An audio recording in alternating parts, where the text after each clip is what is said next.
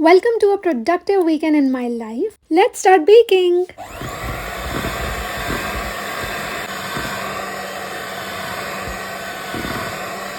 It's my husband's birthday and every year I bake a cake for him.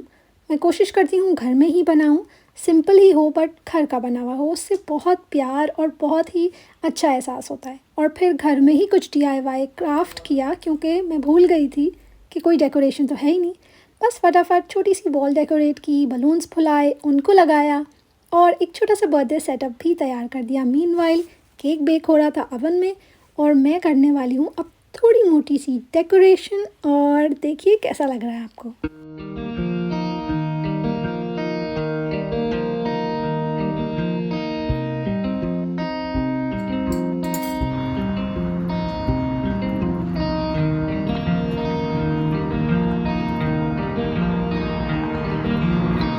Birthday celebrations ख़त्म हुई तो next morning Saturday की है जो मैंने वॉक की, बहुत मज़ा आया। और उसके बाद घर में आके अपने गार्डन को देखा और यहाँ मैं छोटा सा किचन गार्डन भी बना रही हूँ। What I am doing is ये विंडो सिल पे मैं छोटी मोटी जर्मिनेशन कर रही होती हूँ। तो ये आप देख रहे हैं स्प्रिंग अनियंस, इनको मैंने पानी में डिप करके रखा है और सिर्फ वाइट वाला पार्ट रखा था और बहुत प्यारे से ये शूट अप हो गए।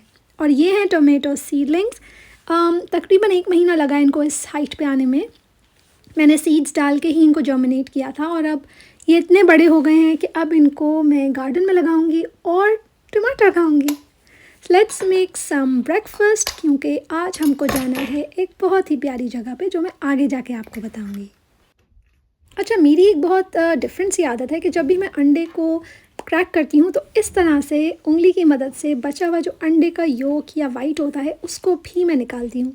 आप लोगों में से कुछ लोग ऐसा करते हैं या कोई भी ऐसा नहीं करता और मैं ही बहुत वियर्ड हूँ?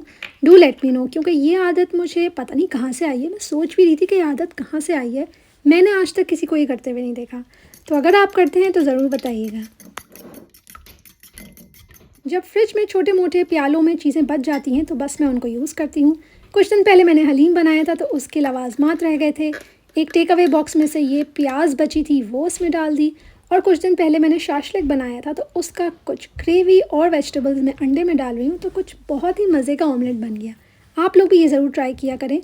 किचन में जो भी चीज़ बची हुआ करे और वो यूज़ ना हो सके, क्योंकि छोटे छोटे प्यालों में ना बहुत चीज़ें बच जाती हैं और एंड में क्या होता है वो ख़राब हो जाती हैं। तो मैं बहुत ही अगेंस्ट हूँ ख़राब होने के और वेस्टेज के।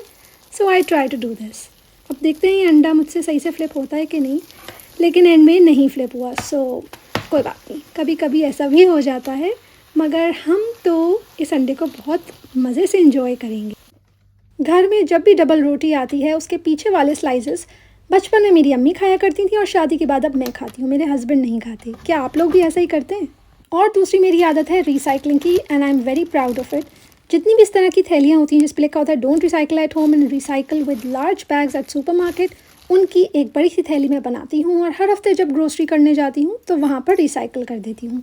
वहाँ पे एक एरिया होता है जहाँ पे इस तरह की रिसाइकलिंग एरियाज़ होते हैं। नहीं पता तो जाके वहाँ के स्टाफ से पूछिएगा।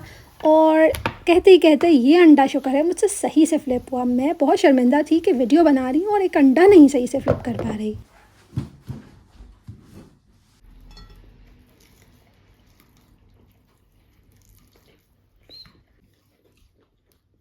वीकेंड एंजॉय करना था तो बस नाश्ता करते ही हम लोग चले गए पीक डिस्ट्रिक्ट मॉन्सलडेल की तरफ। और अगर आप लोग मैनचेस्टर के करीब रहते हैं so you would know this place. बहुत ही अच्छी जगह है, गर्मियाँ भी आई हुई हैं, सो ठंडी ठंडी आइसक्रीम के साथ हमने अपना सफ़र स्टार्ट किया।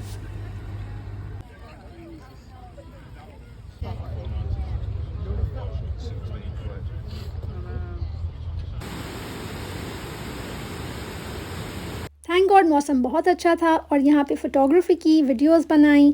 बहुत वॉक भी करनी पड़ती है, ट्रैकिंग समझें थोड़ी बहुत होती है, इसलिए अच्छे शूज़ पहन कर जाएँ। और बहुत से अच्छे अच्छे नज़ारे हैं। अगर आप चाहें तो घर से खाना बना कर ले जा सकते हैं, मगर मैंने कहा नहीं भाई, मैं खाना नहीं बना रही, हम लोग कुछ बाहर से ही खा लेंगे। And just look at this view, बहुत ही खूबसूरत।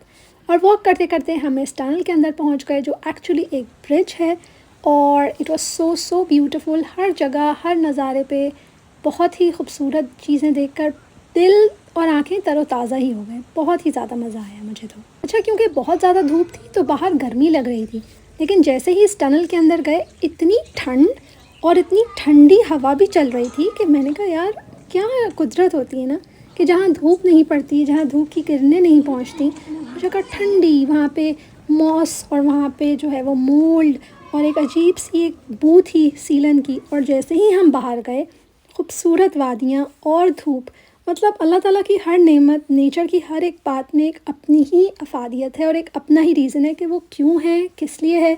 सब चीज़ों का रीज़न है, कोई भी चीज़ फालतू में नहीं है। तकरीबन 3 घंटे हमने यहाँ गुज़ारे और इतना मज़ा आया। आई वुड रिकमेंड कि आप लोग भी ज़रूर जाइएगा। यहाँ करीब में एक पिज़्ज़ा प्लेस थी, क्योंकि यही एक हलाल ऑप्शन था, तो हमने इसको एंजॉय किया। Hope you like it.